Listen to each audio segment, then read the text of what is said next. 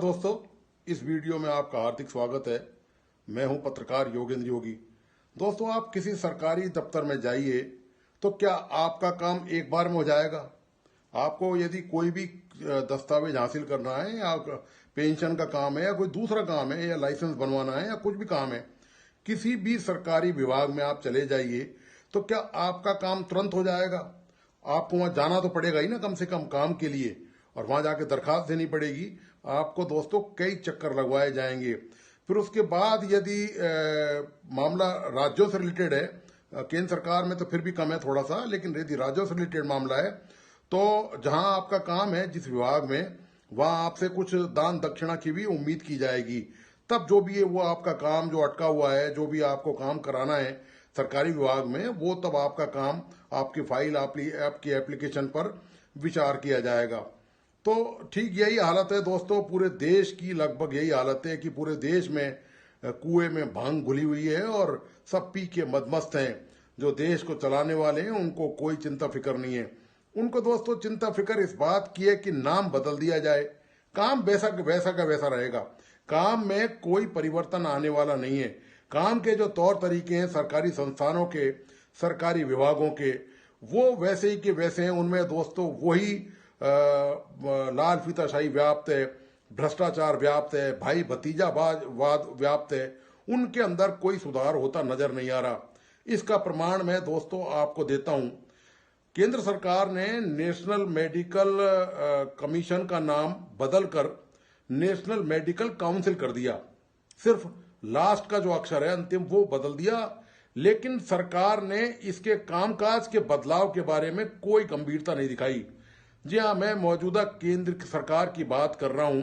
केंद्र सरकार ने संशोधन करके एनएमसी का नाम, एनएमसी तो इंग्लिश में एनएमसी है, लेकिन हिंदी में नेशनल मेडिकल काउंसिल से नेशनल मेडिकल कमीशन कर दिया।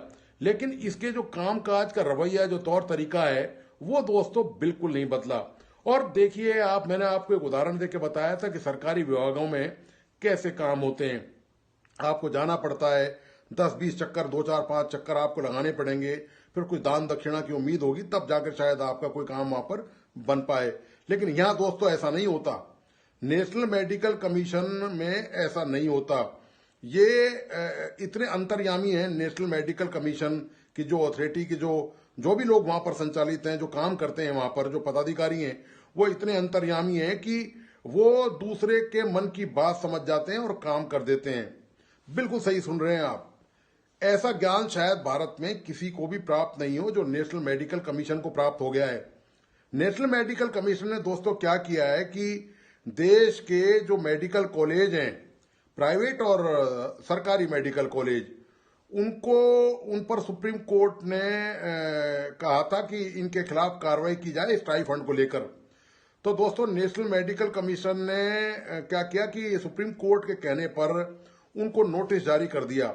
मुद्दा दरअसल ये था कि ये जो प्राइवेट और मेडिकल कॉलेज हैं गवर्नमेंट के, ये अंडर ग्रेजुएट, पोस्ट ग्रेजुएट और जो सुपर स्पेशलिटी में जो पीजी कर रहे हैं, उनको ये स्टाइफंड नहीं दे रहे थे। तो इसकी शिकायत जब सुप्रीम कोर्ट तक पहुंची मामला, तो सुप्रीम कोर्ट ने निर्देश दिया एनएमसी को, यानी कि नेशनल मेडिकल काउंसिल को, कि ये सुनिश्चित करवाना एनएमसी की जिम्मेदारी है कि ये स्टाइफंड मिले।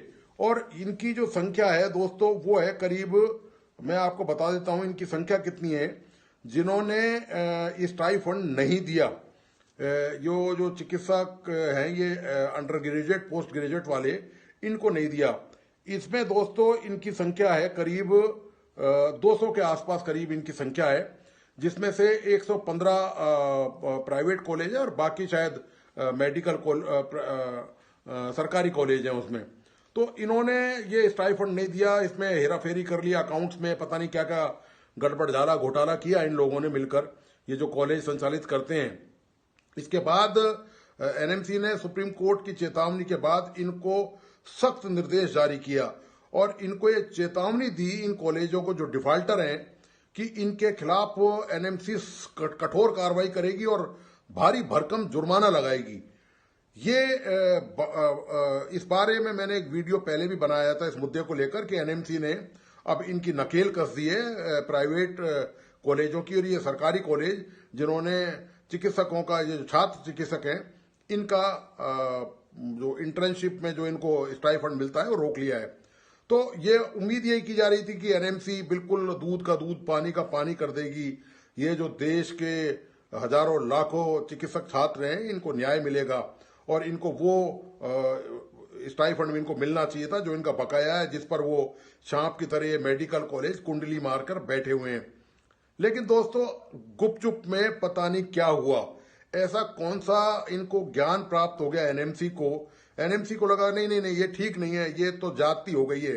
तो एनएमसी ने अभी तक तो इस पे करीब साल भर पहले की बात है, ये निर्देश आए थे सुप्रीम कोर्ट के, अभी तक तो उस पर कोई कार्रवाई का जिक्र किया ही नहीं। और काफी पूछताछ के बाद भी पता यही चला कि एनएमसी ने कोई कार्रवाई इन कॉलेजों के खिलाफ नहीं की है।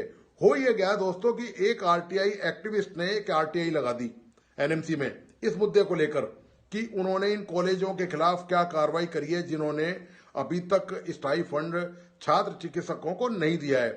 तो जो जवाब मिला है एनएमसी की तरफ से, उसमें यह मिला है जवाब दोस्तों कि ये जो काम है ये स्टेट काउंसिल्स का है, ये हमारा काम नहीं है। और हमने स्टेट काउंसिल्स को कह दिया है कि जो डिफाल्टर मेडिकल कॉलेज हैं सरकार के और प्राइवेट, उनके खिलाफ वो कार्रवाई करें। यानी कि अपनी जिम्मेदारी उन्होंने जो राज्यों के जो मेडिकल काउंसिल हैं, हर स्टेट का एक अलग मेडिकल काउंसिल होता है, आप जानते हैं, उनको ये जिम्मेदारी दे दी कि आप अपने यहाँ देखें इस लिस्ट में कि आपके यहाँ कितने डिफाल्टर हैं प्राइवेट और सरकारी मेडिकल कॉलेज, उनके खिलाफ आप कार्रवाई करें। मतलब सीधी सी बात है दोस्तों कि जो एनएमसी है, नेशनल मेडिकल काउंसिल है, उसने गेंद राज्यों के पाले में, राज्यों की जो मेडिकल काउंसिल है उसके पाले में डाल दी और अपनी जिम्मेदारी से बरी हो गया, पूरी तरह से मुक्त हो गया। ये आचरण है दोस्तों, देख लीजिए आप कि किस तरह से देश चल रहा है। डॉक्टरों के साथ भी जब ऐसा हो सकता है इस देश में, उनके साथ इतना इंजस्टिस हो सकता है, उनकी जो मेहनत का जो पैसा है उस पर कोई कुंडली मार के बैठ सकता है। तो आप सोचिए दोस्तों, इस देश में आम आदमी की क्या बिसात है। सरकारी दफ्तरों में जब आप जाएं और धक्के खा, और दोस्तों एक बात और भी है, एनएमसी ने अपनी रिप्लाई में यह खुलासा नहीं किया कि उसने ये निर्णय क्यों किया है। मैं बताता हूं दोस्तों, इस निर्णय में आप जानते हैं कि ये है मामला, आप समझ सकते हैं कि मैं जो कहना चाह रहा हूं, मैं स्पष्ट तौर पर, चूंकि मेरे पास ऐसा कोई प्रमाण नहीं है इस बात का, इसलिए मैं आपको दावे से नहीं कह सकता, लेकिन ये जो संकेत मिल रहे हैं ना दोस्तों, आप जानते हैं कि जो प्राइवेट मेडिकल कॉलेज हैं वो कितने ताकतवर हैं, वो उनके पास कितने तगड़े रिसोर्सेस हैं, वो उन रिसोर्सेस का इस्तेमाल करके कोई भी निर्णय बदलवा सकते हैं, पलटवा सकते हैं। और रही बात छात्र चिकित्सकों की, वो अपनी पढ़ाई लिखाई पर, अपने कैरियर पर ध्यान देते हैं, वो इनसे लड़ नहीं सकते कॉलेजों से, और इनके खिलाफ कोई कार्रवाई कर नहीं सकते। उनकी आवाज यदि वो उठाएं भी, यदि वो अपनी आवाज उठाने का प्रयास करें तो नक्कार खाने में तूती बोलने की समान उनकी आवाज है, जिसको कोई नहीं सुनता है। ये दोस्तों हालत है सरकार की, कैसे देश चल रहा है। जिस देश में चिकित्सकों को भगवान माना जाता है, उन चिकित्सकों को बेईमानी सिखाई जा रही है।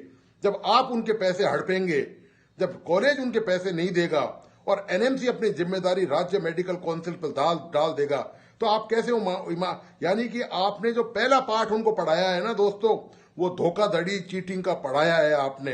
तो जिसको आप धोखाधड़ी का पाठ पढ़ा रहे हो, उससे फिर आप ईमानदार रहने की, अपने पेशे में ईमानदार रहने की उम्मीद आप बिल्कुल छोड़ दें, बिल्कुल नहीं कर सकते हैं। जिसने लाखों रुपए खर्च करे हैं, जिसने 5-7 साल 10 साल अपने पूरे परिवार से अलग रहकर उस पढ़ाई को दिए हैं और डॉक्टर बन के तैयार हुए हैं, उसके बाद पहले ही उनको जो कड़वा अनुभव है वो इतना जबरदस्त है कि उनकी इंटर्नशिप पर डाका डाल दिया गया, और जो डाका रोकने का जो काम था उन्होंने आंखें फेर ली हैं। नेशनल मेडिकल काउंसिल को इससे कोई दिक्कत नहीं है। राज्य मेडिकल काउंसिल की मैं चंद शब्दों में बयान कर दूं कि हालत क्या है। राजस्थान मेडिकल काउंसिल के रजिस्ट्रार का एक वीडियो जारी हुआ था, उसमें मैंने भी एक वीडियो बनाया था, काउंटर वीडियो, कि वो किस तरह से 8वीं 10वीं पास लोगों को पैसे लेकर रजिस्ट्रेशन कर रहे हैं, उनको एमबीबीएस के इक्विवेलेंट डिग्री दे रहे हैं। यह आपको याद होगा, राजेश शर्मा पर आरोप लगे थे जो रजिस्ट्रार थे। तो स्टेट काउंसिल की तो हालत ये है। इस मामले में दोस्तों जांच में कुछ हुआ नहीं है। राजेश शर्मा के खिलाफ आज तक कोई कार्रवाई नहीं हुई है, सिवाय उनको पदमुक्त करने के। कितने फर्जी डॉक्टर उन्होंने बनाए बंगाल, बिहार से, पूरे देश से, उनकी भी पहचान अभी तक राजस्थान की सरकार, राजस्थान का स्वास्थ्य विभाग नहीं कर पाया है। तो ये दोस्तों हालत है। नीम हकीम की तरह काउंसिल ने मेडिकल के क्षेत्र में डॉक्टर भेज दिए।